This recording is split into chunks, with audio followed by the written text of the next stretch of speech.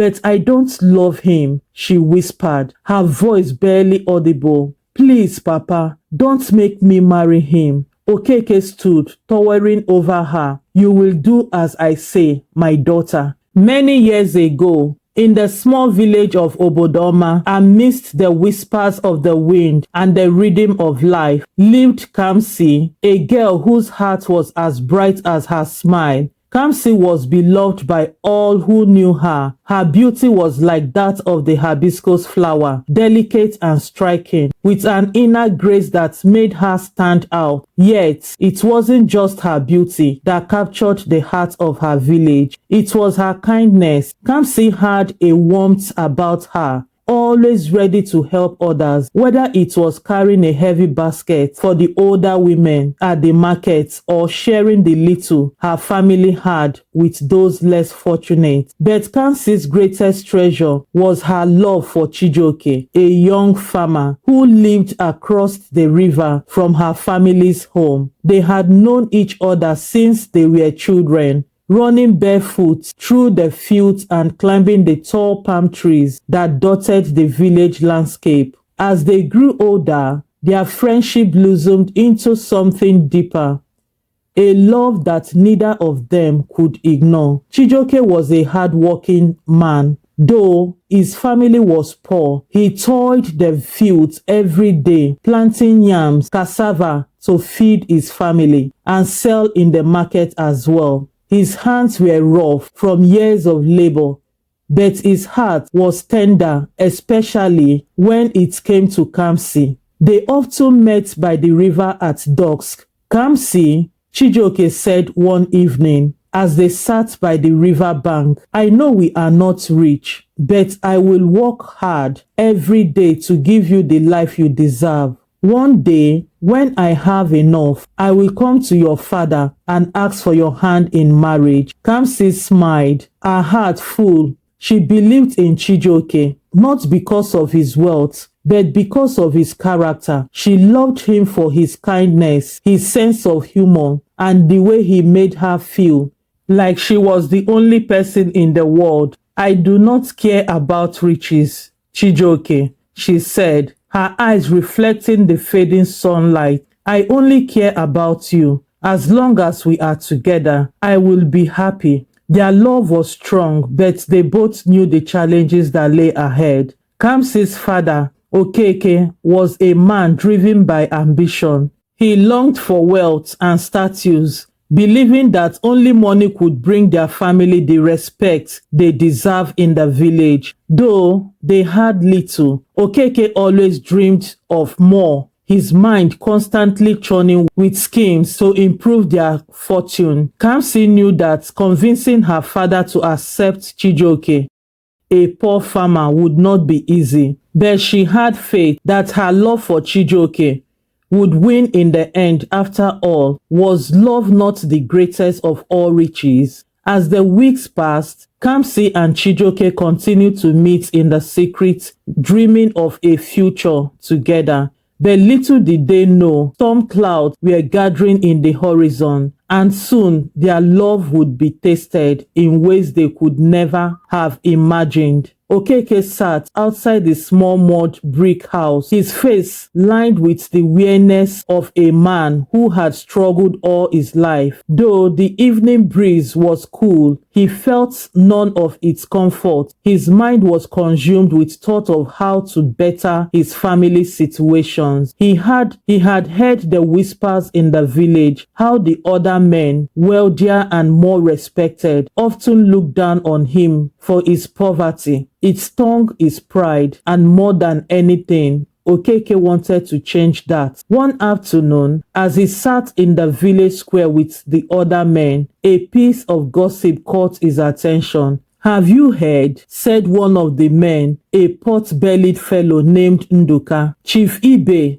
is searching for a wife. a young beautiful woman to be his bride. They say he's willing to pay a handsome bride price. Okeke's ears perked up. Chief Ibe was the wealthiest man in the region. His wealth came from his sprawling cocoa plantations and numerous businesses in the city. He was powerful, influential, and feared by many. To be connected to such a man would elevate any family status beyond measure. Chief Ibe, Okeke asked, his voice betraying his interest. He's looking for a wife, you say? Nduka nodded, leaning in closer. Yes, his first wife died some years ago, and now that his children are grown, he seeks a new bride, but he's very particular. He wants a woman who is not only beautiful, but one who comes from a respectable family. Okeke's heart raised. His mind immediately went to Kamsi. She was young, beautiful, and well-mannered. Surely she would catch Chief Ibe's eyes. If Chief Ibe married Kamsi, their family's fortune would change overnight. They would no longer be the poor Okeke family, struggling to make ends meet. They would be respected, admired, and wealthy beyond their dreams. As the moon hung high in the sky, Okeke called his wife Nneka into their small room. He told her of his plan, his eyes gleaming with excitement. Kamsi will marry Chief Ibe, he said, his voice firm. This is our chance, Nneka. Our family will finally have the wealth and respect we deserve, you know. But Nneka's heart sank.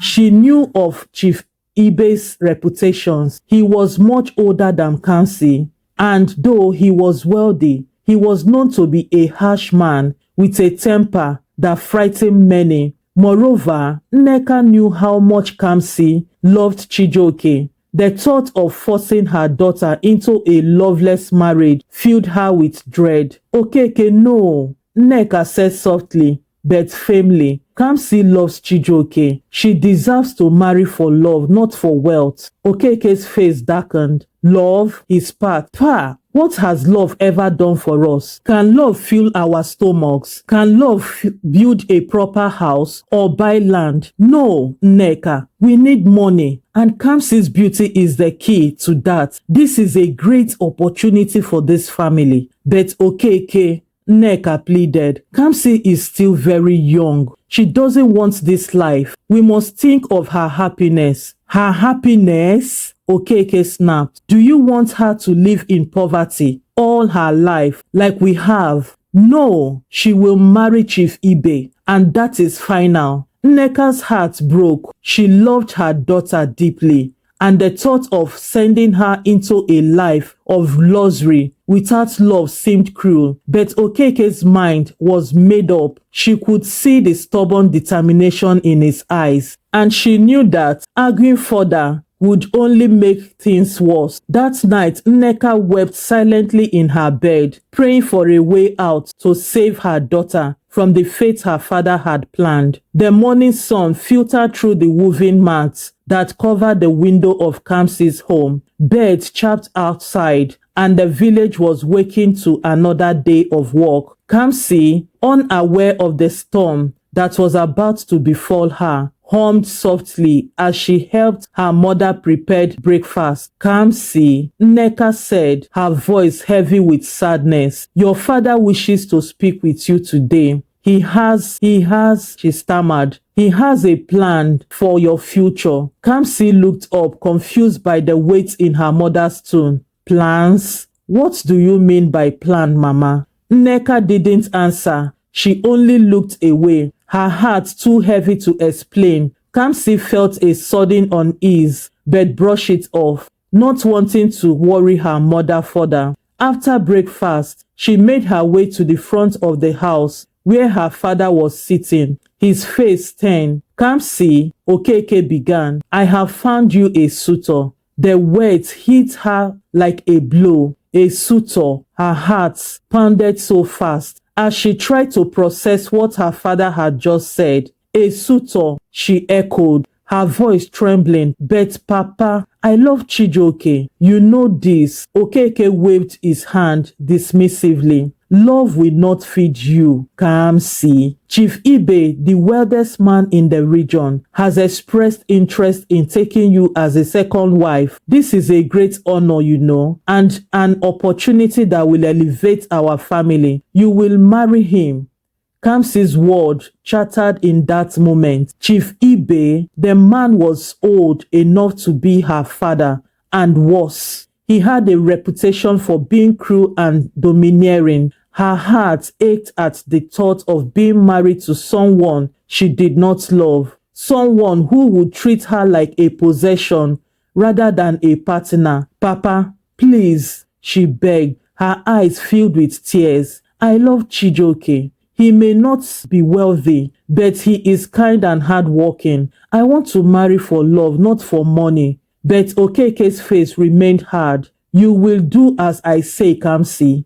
This is for the good of our family. Chief Ibe has promised a bride price that will change our fortunes. We will no longer live in poverty. You will be well taken care of in his household. Kamsi looked into her mother's eyes, hoping for support. But Nneka could only lower her head in sorrow. She wanted to protect her daughter, but Okeke's decision was final.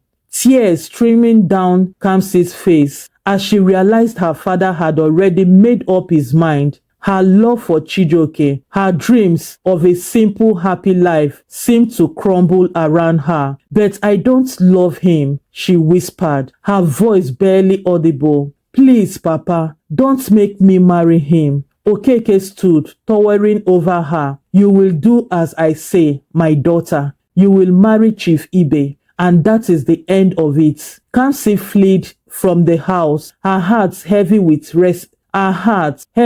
despair. She ran to the river bank where she and Chijioke often met. When she reached the familiar spot, she collapsed to the ground, sobbing. How could her father do this to her? How could he sell her happiness for a pile of money? Later that day, Kamsi found Chijioke waiting by the river, as he often did after a long day in the field. When he saw her tear, his heart filled with concern. Kamsi, what is wrong with you? He asked, rushing to her side. Through her tears, she told him everything about her father's plan to marry her off to Chief Ibe, about the bride price, and her father's refusal to listen to her pleas. I don't want to marry him, Chijioke, Kamsi said, her voice breaking. I love you, but my father, he won't listen. He's blind by the money. Chijioke's heart sank. He had feared something like this might happen. Okeke had always been a man driven by ambition,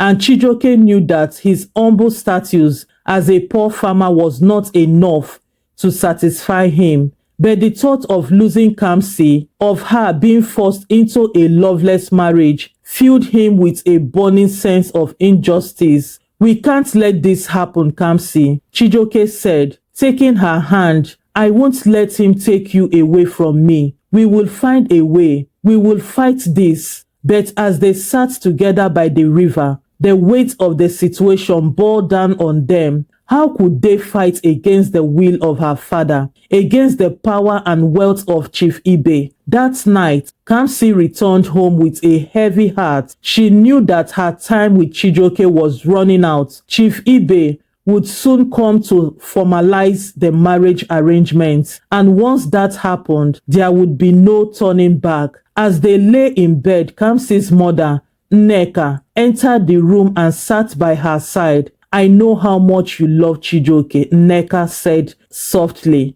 and I know this is not the life you want. But your father, he sees all the wealth and the statues. He doesn't understand the value of love. Kamsi turned to her mother, her eyes filled with desperation. What can we do, Mama? How can we stop this? Nneka sighed, her heart aching for her daughter. I will try to speak to your father again. But Kamsi, you must be strong. Whatever happens, remember that your happiness matters more than anything. If the worst comes to pass, we will find a way. Kamsi nodded, though her heart felt heavy with uncertainty. She didn't know how they could possibly escape the future her father had planned for her, but she held onto the faint hope that somehow love would find a way to prevail. Days passed, and the tension in Kamsi's household grew much stronger and thicker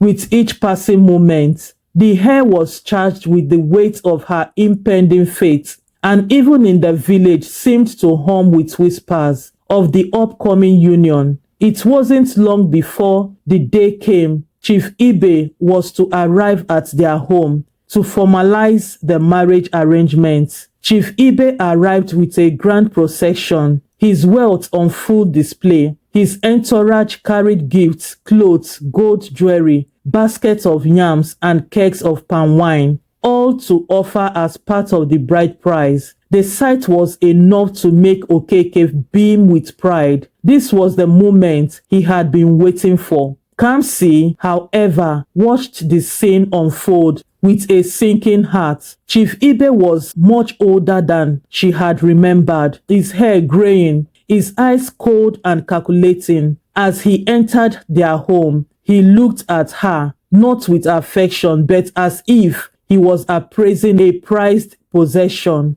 "I have heard much about your daughter's beauty," Chief Ibe said to Okeke, his voice deep and commanding, "and I see that the rumors were true. She will make a fine wife." Kamsi's stomach churned with dread. This was not how she had imagined her future. She glanced at her mother, whose face was etched with sorrow, and at her father, whose eyes gleamed with satisfaction. The negotiation began, and Okeke, eager to secure the marriage, spoke enthusiastically of Kamsi's virtues, her beauty, and her worth as a bride. Chief Ibe listened, nodding occasionally, but his mind was already made up. He had seen what he wanted, and he was prepared to pay whatever price was asked. As the final arrangements were made, Kamsi felt a crushing sense of defeat. It was happening. Her fate was being sealed before her very eyes. She could hardly breathe as the reality of it all settled in. But just as the final words were spoken, Nneka, who had been silent throughout the proceedings, suddenly stood up. Her voice, though shaky, was filled with determination. "Wait," Nneka said, her eyes fixed on Okeke. "Before anything is finalized, I must speak." All eyes turned to her, and Okeke frowned, irritated by the interruption. "What is it, Nneka? It's not the time for. I will not stand by and watch our daughter's life be traded away for wealth," Nneka said, her voice growing stronger. "She does not want this marriage. She loves someone else, someone who treats her with respect and love. Okeke, you are her father, but you can't ignore her happiness." Chief Ibe's eyes narrowed, clearly displeased by the turn of events. Okeke, his face flushing with anger, shot a glare at his wife. "This is not your place, Nneka," he eased. "We have already made our decision. The marriage proceed." But Nneka stood her ground. "No, Okeke, we cannot sacrifice our daughter's happiness for our own gain. If you love her, you will listen to her." For a moment, the room was silent, the tension palpable. Kamsi's heart raced as she looked between her parents, uncertain of what would happen next. Okeke clenched his fist, torn between his wife's words and the law of the wealth that Chief Ibe had promised. His greed battled against the love he had for his daughter, a conflict that played out visibility on his face. Chief Ibe, growing impatient, stood up. "Enough of this," he said, his voice cold. "The arrangements have been made. I will return 2 weeks to finalize the marriage." With that, he turned and left, his entourage following close behind. The gifts remained, a stark reminder of the future that awaited Kamsi. As the sun set that evening, casting long shadows across the village, Kamsi and her mother sat together in the small room they shared. Nneka's face was lined with worry, but there was also a glimmer of hope in her eyes. "We cannot let this happen," Nneka said quietly. "Your father may be stubborn, but there are ways around this. If you truly love Chijioke, then you must follow your heart, no matter what your father says." Kamsi nodded, her mind racing. "But how, Mama? Chief Ibe will return in 2 weeks. How can we stop the marriage?" Nneka looked thoughtful for a moment before leaning in closer to her daughter. "You will leave the village," she said, her voice barely above a whisper. "You and Chijioke must flee before Chief Ibe returns. Once you are far enough away, there will be nothing your father can do." Kamsi's heart pounded. The idea of running away with Chijioke was both thrilling and terrifying. She would leave behind everything she had ever known, her family, her home, the village she had grown up in.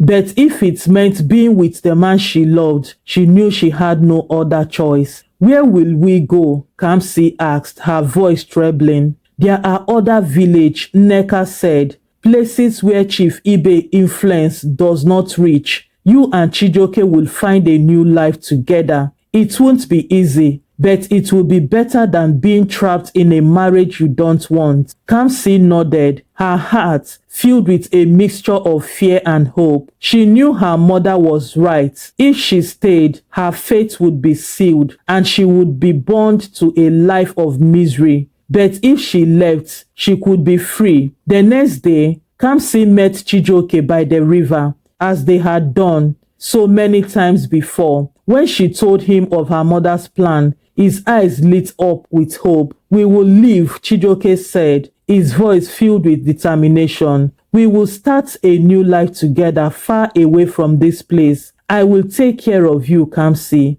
We will be happy. I promise." Kamsi smiled, her heart swelling with love for the man who had always stood by her side. Together, they began to make plans. They would leave the village in the dead of the night, when no one would suspect. They would travel on foot, taking only what they needed, and head towards a distant village where they could start anew.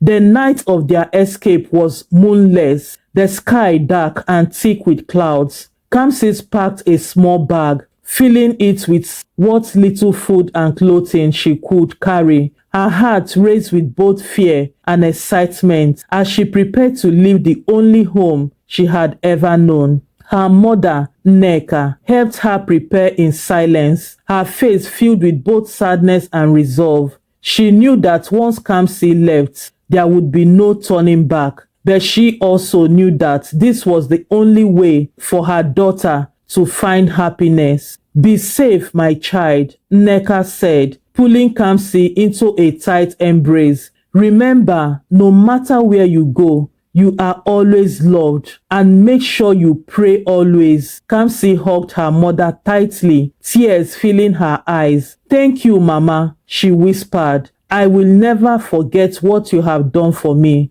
With one final glance at her mother, Kamsi slipped out of the house and into the darkness. She made her way to the river bank, where Chijioke was waiting for her. Together, they began their journey, leaving behind the village and the life that had once seemed so certain.